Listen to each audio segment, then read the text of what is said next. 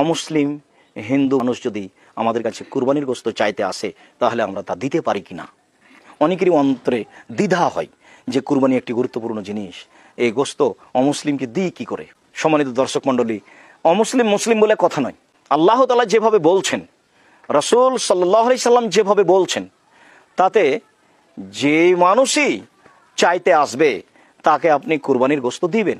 আল্লাহ তাআলা বলেন, ফাকুলু মিনহা ওয়াতিমুল বাইস আল ফকির, তোমরা দুস্থ গরিবকে কুরবানির গোশত প্রদান করো।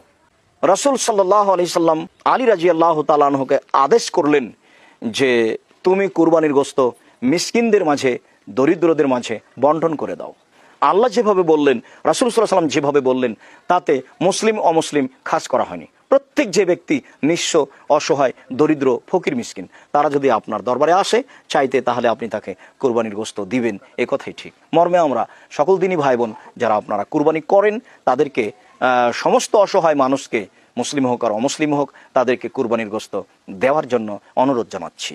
আপনি মুসলিমকে দিলে নেকি পাবেন আর অমুসলিমকে দিলে নেকি পাবেন না, এ কথা নয়। সে নিঃস্ব কিনা, সে আপনার দরবারে চাইতে এসেছে কিনা, চাইতে আসলেই আপনি নিঃস্ব অভাবী মনে করলেই তাকে দিবেন। আপনি আল্লাহ যে আদেশ করেছেন সে আদেশ অনুপাতে আমল করবেন, এটা আমরা আপনাদেরকে বলতে চাচ্ছি, এবং এতে যে নেকি রয়েছে সেটাই পাবেন ইনশাআল্লাহ।